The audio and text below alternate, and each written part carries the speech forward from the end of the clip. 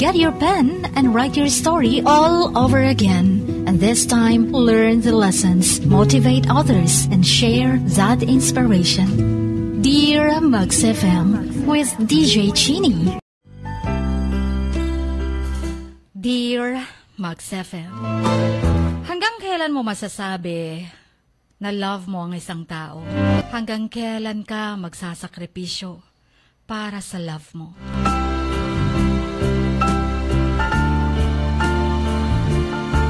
Ang masakit doon, yung mahal na mahal mo, pero kailangan mong gawin ang iwan mo siya kahit siya lang ang nasa puso mo. Please call me Santi. There is this lady na sobrang like ko, sobrang love ko. Nakilala ko siya mula sa school hanggang sa trabaho, hanggang sa nag-propose ako. Hindi naman siya yung tipong sobrang gandang-ganda. Pero kapag nasa crowd siya, for me, she was that beautiful among them all. Siguro maraming nagtatanong, hindi daw kami bagay, kaya bakit daw siya ang pinili ko? Mas marami daw magagandang bagay sa akin. Pero para sa akin, siya na, wala nang iba ang mas nakakabagay sa akin.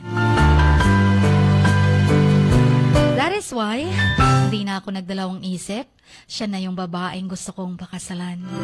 And I just told myself, sa lahat ng social media, hindi kami laging absent, laging present. Walang humpay na communication kahit saan man kami mapunta. We're just in constant touch all the time. She became my best friend, and having the same person as your best friend at girlfriend na din at the same time. Umabot kami ng 3 years, Jean.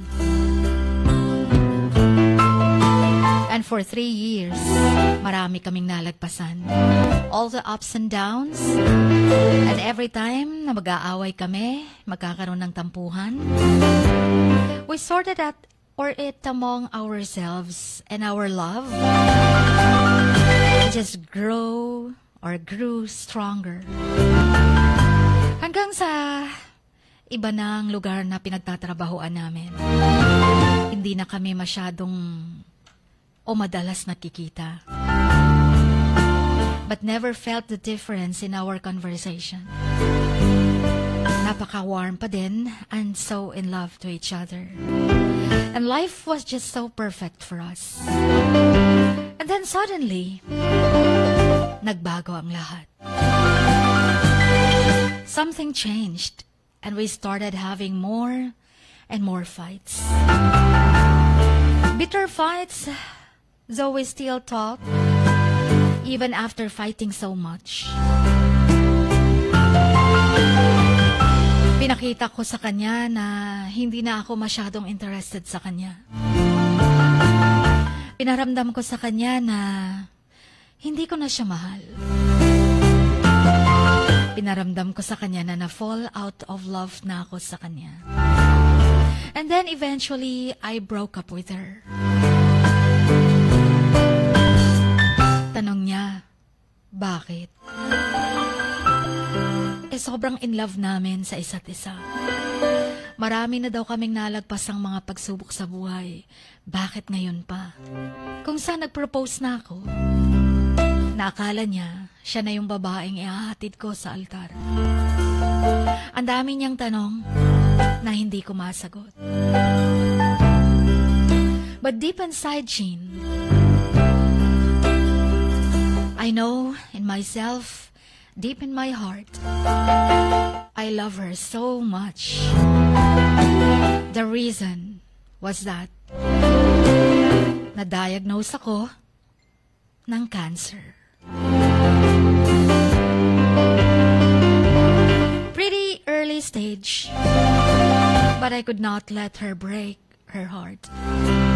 Ayokong makita niya akong nagkakasakit. Ayokong bantayan niya ako sa hospital. Ayokong malaman niyang may cancer ako. Ayokong malaman niya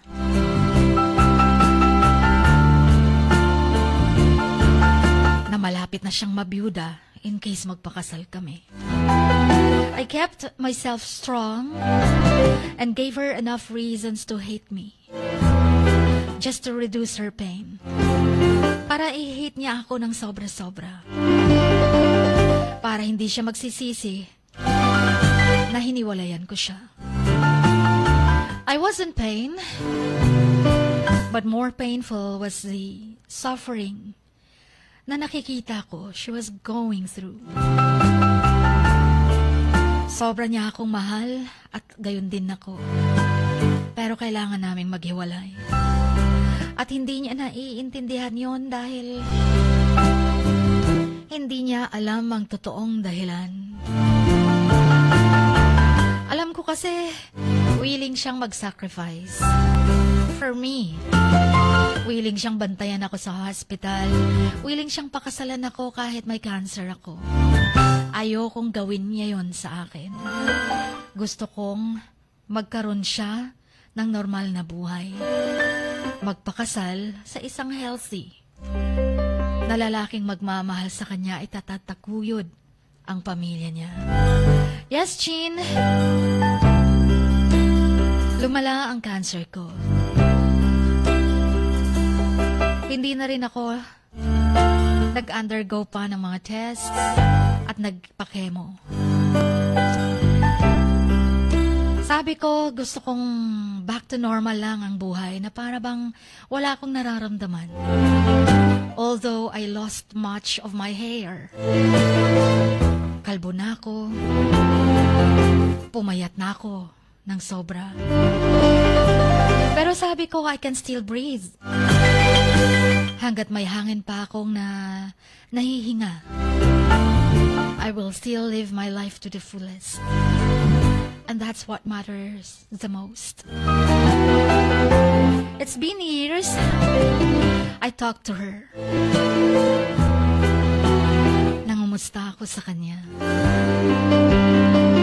From talking every day to not talking at all. It's life-changing for me. Pero yun na yung huli. I missed her. I miss her so much.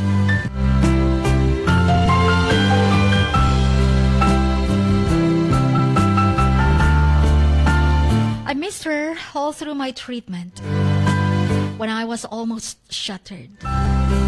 But I kept strong just to be able to see her again. All of me is still with her. Walang araw, walang segundo na hindi ko siya naiisip. My heart still beats for her, but I cannot find strength to face her again. And that's the hardest thing I did. Yung hindi ko siya kinausap, kahit ginusto niyang kausapin ako. Pero nagtago ako.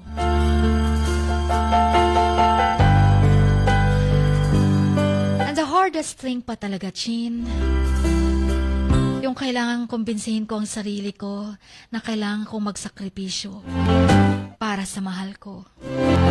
And it was when I made the person I loved the most. Sabihin niyo sa akin kung mali ba ang ginagawa ko. Maraming salamat sa pakikinig ng aking kwento. Hanggang dito na lamang ang inyong kamaks, Santi.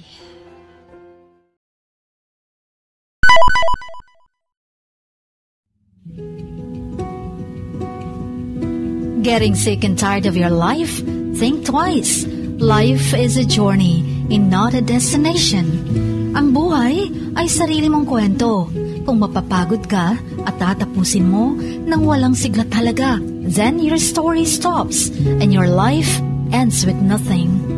Dear Mugs FM, with DJ Chini, get your pen and write your story all over again. And this time, learn the lessons, motivate others, and share that inspiration. Dear Mugs FM, with DJ Chini.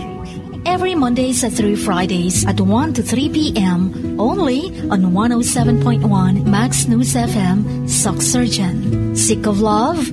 Afraid to fall in love again? Kung pinaiyak ka ng pag-ibig, ngingiti ka pa rin muli dahil sa pag-ibig. Turns out open bars lead to broken hearts and gone way too far. The time your heart is broken, a doorway cracks open to a flow of kind souls, hopeful hearts, longing for another chance. And yet, there's a true love romance. Dear Max FM with DJ Chini. To love yourself right now, just as you are, is to give yourself heaven. Don't wait until you die. If you wait, you die now. If you love, you live now. I know I used to be crazy. That's 'cause I used to be young. Dear Max FM with DJ Chini. Only on 107.1 Max News FM, Soxurgeon. Ang saya to the max. That's 'cause I used to be young.